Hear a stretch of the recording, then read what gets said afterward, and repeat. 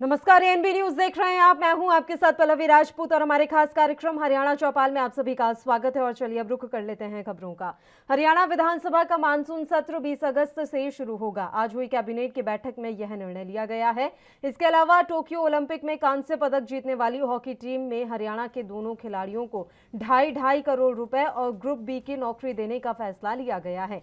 उन्हें खेल विभाग में सीनियर कोच के पद पर नियुक्त किया जाएगा। मंत्रिमंडल की बैठक में कुल 42 एजेंडे रखे गए हैं। इनमें से 37 पास हो गए हैं, 5 एजेंडे खारिज कर दिए गए। बैठक में और भी कई महत्वपूर्ण फैसले आज लिए गए हैं।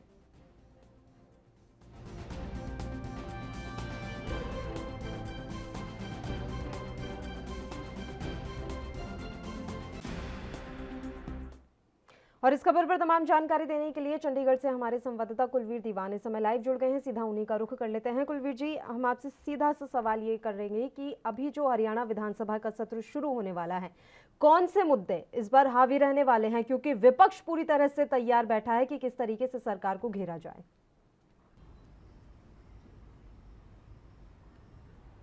देखिए पल्लवी, निश्चित तौर पर पिछले विधानसभा सेशन की तरह ये भी विधानसभा सेशन, क्योंकि कृषि कानूनों की जब खिलाफ तो हो रही है देश भर में, तो ऐसे में जो विपक्षी दल हैं वो भारतीय जनता पार्टी की सरकारों को घेरने में लगे हुए हैं। तो ऐसे में इस बार का जो विधानसभा का मानसून सेशन होगा उसके भी पूरे हंगामेदार रहने के चांसेस हैं। वो खास तौर पर कृषि कानूनों को लेकर एक बार फिर जो है वो विपक्ष सरकार को घेरने की कोशिश कर सकता है, सदन के अंदर भी और सदन से बाहर भी। इसके अलावा महंगाई जो है वो लगातार बढ़ रही है। जिस तरह से तेल की कीमतें लगातार उनमें इजाफा हो रहा है, और आपने पिछले दिनों देखा भी होगा कि देश भर में कांग्रेस ने एक अभियान जो है वो तेल की कीमतों को लेकर सरकार के खिलाफ चलाया था। वैसी ही तस्वीर विधानसभा सेशन में भी देखने को मिल सकती है, जहां पर विपक्ष जो है इस तैयारी में है कि सरकार को घेरा जाए, क्योंकि लगातार ये मांग जो है वो की जा रही है विपक्ष की तरफ से कि जो तेल की कीमतें हैं वो कम होनी चाहिए, क्योंकि जो अंतर्राष्ट्रीय बाज़ार है उसमें उस स्तर पर जो कीमतें हैं वो कच्चे तेल की काफ़ी कम हुई हैं। तो ऐसे में यहाँ पर भी उसका असर जो है वो, या उसका फ़ायदा जो है लोगों को मिलना चाहिए, लेकिन मिल नहीं रहा। उल्टा जो तेल की कीमतें हैं वो लगातार बढ़ रही हैं। तो इस मुद्दे पर भी जिस तरह से सरकार घिरी हुई है, लिहाजा ये तस्वीर जो है वो विधानसभा के मानसून सेशन में भी देखने को मिल सकती है। बेरोजगारी की बात करें, बेरोजगारी को लेकर भी लगातार सरकारों के दावों के उल्टा जी जी जी, ये साफ तौर पर दिख रहा है कि महंगाई का मसला इस बार काफी हावी रहेगा। इसके अलावा किसानों का मसला तो लंबे समय से चल ही आ रहा है। एक और आपसे हम यहाँ जानकारी चाहेंगे कि आज की जो ये बैठक हुई है, इस बैठक में कितने प्रस्ताव रखे गए, कितने एजेंडे पास हुए हैं, कितने खारिज किए गए। और एक बड़ी बात यहाँ पर ये सामने निकल कर आ रही है कि लैंड बैंक बनने वाला है, यानी कि अब सरकार को सीधी जमीन बेची जा सकेगी। कुलवीर,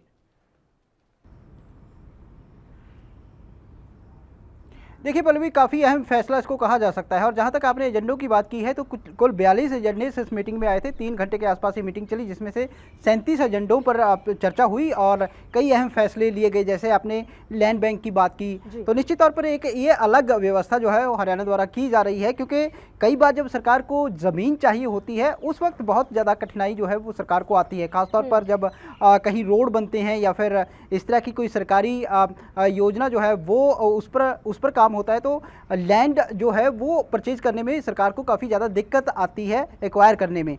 तो अब इस बैंक से ना केवल वो समस्या जो है वो हल हो सकेगी, बल्कि यदि कई विभाग जिनके पास ज़मीन नहीं होती और वो सरकार से लीज पर ले सकते हैं, या फिर जो बाहर से कोई निवेश करना चाहे, कोई कंपनी या फिर कोई भी बड़ा व्यापारी इस तरह से सरकार से लीज पर या फिर ज़मीन खरीद कर इस बैंक का इस्तेमाल कर सकेगा। और ये कई तरह की समस्याओं का निदान इसको मान रही है हरियाणा सरकार, क्योंकि पिछले काफ़ी लंबे समय से इस पर काम किया जा रहा था। और अब आज क्योंकि इसको कैबिनेट में मंजूरी मिल गई है, लिहाजा अब लैंड बैंक जो है वो बनना शुरू हो जाएगा। जो लोग अपनी ज़मीन बेचना चाहते हैं सरकार के पास, वो सरकार जो है एक रेट जो है वो इलाके के हिसाब से तय करेगी और उनको वो दिया जाएगा। और जो खरीदना चाहते हैं वो भी सरकार से संपर्क कर सकेंगे। यानी कहीं ना कहीं एक पारदर्शिता लाने के लिए ज़मीन की खरीद फरोख्त में वहाँ पर भी ये मददगार जो है वो स्कीम हो सकती है। जी बिल्कुल। और जानकारी ये भी है कि सरकार ने ये निर्देश दिए हैं कि 82,000 नए बीपीएल कार्ड बनाए जाएंगे। अब कुलवीर जी, बात ये है कि नए बीपीएल कार्ड तो बन रहे हैं, पुराने जिन लोगों के बने हुए हैं उनको कितना इसका फायदा हो रहा है? अगर जमीनी हकीकत की हम बात करें तो बीपीएल कार्ड का क्या वाकई में लाभार्थियों को लाभ मिल पा रहा है?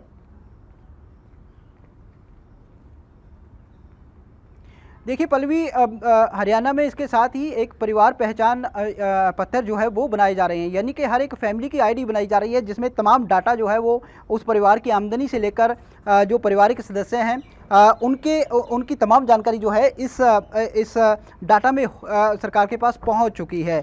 तो ऐसे में सरकार उन लाभपात्रों को चिन्हित करती है जहाँ पर वास्तव में लोग जो हैं वो गरीबी रेखा से नीचे आते हैं। उनको कई तरह के बेनिफिट जो है वो सरकार देती है, ये दावा सरकार द्वारा किया जाता है।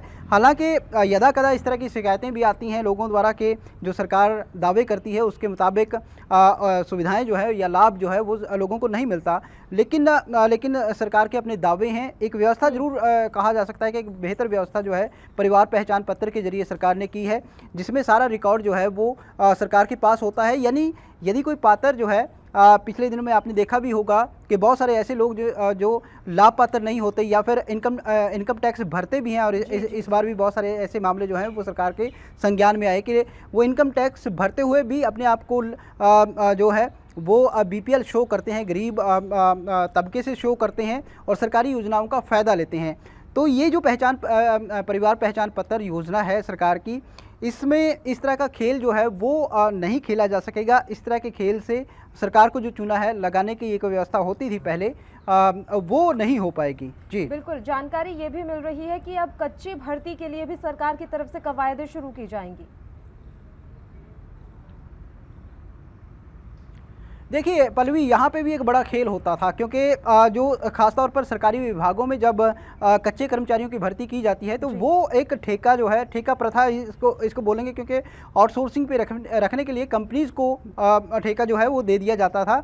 और कंपनीज़ क्या करती थी कि जिन एम्प्लॉयज़ को रखती थी उनके साथ कहीं ना कहीं पेमेंट को लेकर भी या फंड जो सुविधाएँ जो सरकार की तरफ से मिलती हैं उसमें भी सेंध लगाती थी, और दूसरा जो कर्मचारी हैं उनके जो हक हैं उस पर भी कहीं ना कहीं एक डाका बड़ा डाला जाता था। और इसके साथ ही कई तरह की अनैतिक जो गतिविधियां हैं वो इस खेल के पीछे होती थी। लिहाजा इसको पारदर्शी बनाने के लिए कहीं ना कहीं सरकार ये व्यवस्था करने जा रही है कि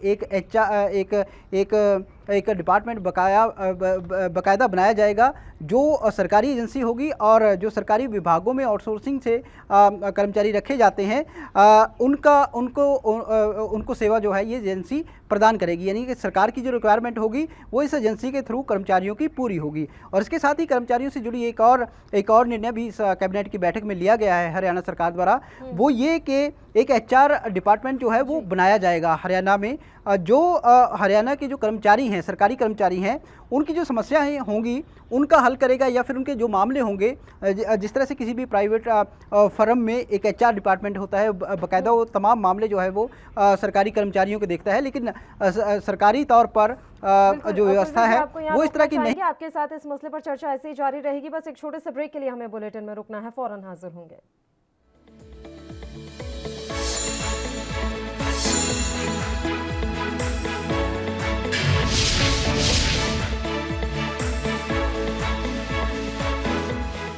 ब्रेक के बाद एक बार फिर से आप सभी का स्वागत है। और हम बात कर रहे थे कि आज हरियाणा कैबिनेट की एक अहम बैठक आयोजित हुई और इस बैठक में बड़ा फैसला ये लिया गया है कि 20 अगस्त से विधानसभा का मानसून सत्र शुरू किया जाएगा। इसके अलावा भी आज की बैठक में कई अहम फैसले लिए गए हैं। और इस खबर पर तमाम जानकारी देने के लिए और चर्चा के लिए कुलवीर दीवान जी लगातार हमारे साथ बने हुए, सीधा उन्हीं का रुख कर लेते हैं। कुलवीर जी, एक बड़ा फैसला ये भी है कि जमीन अदला बदली पर अब 7% की स्टाम्प ड्यूटी नहीं लगेगी, और ये भी जानकारी मिल रही है कि एक ट्रांजैक्शन पर सिर्फ 5,000 रुपए अब देने होंगे। इसको लेकर क्या कुछ अपडेट है? जी बिल्कुल, ये भी एक अहम फैसला खासतौर पर ग्रामीण क्षेत्र के जो लोग हैं उनको पहुंचाने के लिए सरकार ने ये किया है। और जिस तरह से पहले एक मोटी फीस जो है वो ली जाती थी, लेकिन अब एक मुश्त 5,000 रुपये की राशि जो है वो अदा करनी होगी, और ज़मीन का अदला बदली जो है वो व्यवस्था लोगों को उपलब्ध हो जाएगी। तो ऐसे में इसको एक काफ़ी राहत भरा फैसला जो है वो कहा जा सकता है पल्लवी, क्योंकि जैसे हमने कल भी बताया था कि हरियाणा में अब क्योंकि पंचायती चुनाव होने जा रहे हैं, लिहाजा ग्रामीण क्षेत्र के जो वोट हैं उनको लुभाने के लिए भी सरकार जो है वो फैसला इस तरह का सरकार द्वारा ये किया गया है। तो इसका फ़ायदा जो है वो भारतीय जनता पार्टी पंचायती चुनाव में या स्थानीय निकाय जो चुनाव हैं उनमें ज़रूर लेने की कोशिश करेगी, क्योंकि एक बड़ा किसान वर्ग जो है वो सरकार के इस योजना के साथ लाभान्वित जो है वो हो सकता है। पल्लवी, बिल्कुल, बहुत बहुत शुक्रिया आप हमारे साथ जुड़े तमाम जानकारी देने के लिए। चलिए अब खबरों का हम यहाँ रुख कर लेते हैं। हरियाणा के खेल और युवा मामले मंत्री संदीप सिंह ने कहा कि देश की हॉकी के लिए 41 सालों के लंबे अरसे के बाद स्वर्णिम सफर शुरू हुआ है। अब हॉकी खेल में खिलाड़ियों को पीछे मुड़कर देखने की जरूरत नहीं है। इस देश के हॉकी खिलाड़ियों को जिस घड़ी और समय का इंतजार था, आज वह समय आ गया है। यहाँ से हॉकी टीम को आगे की तरफ ही बढ़ना है। अहम पहलू ये है कि भारतीय हॉकी टीम में कुरुक्षेत्र के सुरेंद्र कुमार और सोनीपत के सुमित ने शानदार खेल का प्रदर्शन कर देश को कांस्य पदक जिताने में अहम भूमिका अदा की है। उन्होंने भारतीय हॉकी टीम के पूर्व कप्तान और खेल मंत्री होने के नाते कहा है कि कांस्य पदक जीतना एक बहुत बड़ी उपलब्धि है। इस उपलब्धि ने देश को एक गौरव दिलवाने का काम किया है। इन ऐतिहासिक क्षणों को कभी भुलाया नहीं जा सकेगा। इस टीम ने 41 सालों के बाद भारतीय हॉकी टीम को एक नई राह दिखाने का काम किया है।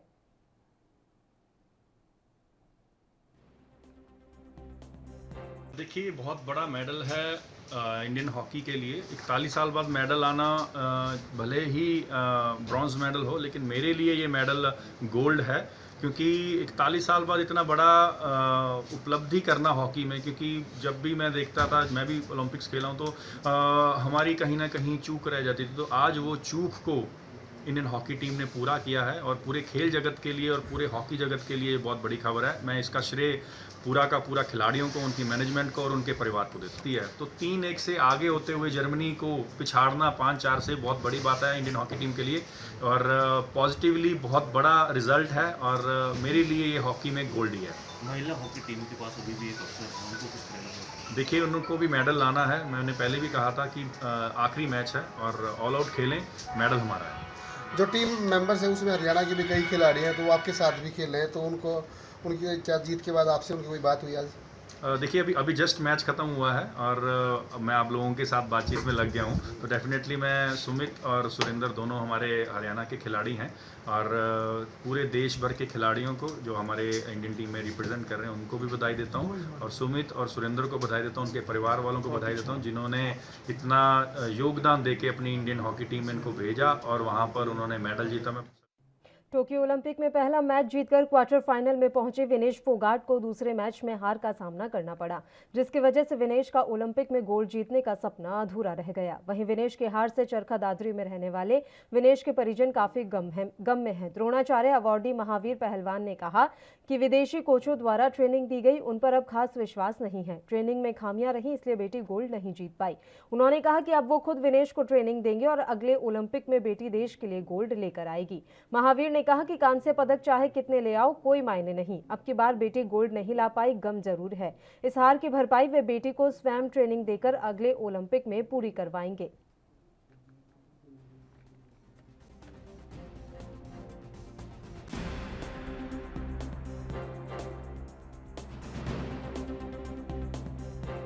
हार गई हैं, ये काफ़ी गम का माहौल उनके गांव में नज़र आ रहा है। टोक्यो ओलंपिक में पहला मैच जीतकर क्वार्टर फाइनल में पहुंची विनेश फोगाट को दूसरे मैच में हार का सामना करना पड़ा, जिसकी वजह से विनेश का ओलंपिक में गोल्ड जीतने का सपना अधूरा रह गया। वहीं विनेश की हार से चरखी दादरी में रहने वाले विनेश के परिजनों को काफ़ी गम है। द्रोणाचार्य अवार्डी महावीर पहलवान ने कहा कि विदेशी कोचों द्वारा ट्रेनिंग दी गई, उन पर अब खास विश्वास नहीं है। ट्रेनिंग में खामियां रही हैं, इसलिए बेटी गोल्ड नहीं जीत पाई। उन्होंने कहा कि अब वो खुद विनेश को ट्रेनिंग देंगे और अगले ओलंपिक में बेटी देश के लिए गोल्ड लेकर आएगी। महावीर ने कहा कि कांस्य पदक चाहे कितने ले आओ, कोई मायने नहीं। अब की बार बेटी गोल्ड नहीं ला पाई, गम जरूर है।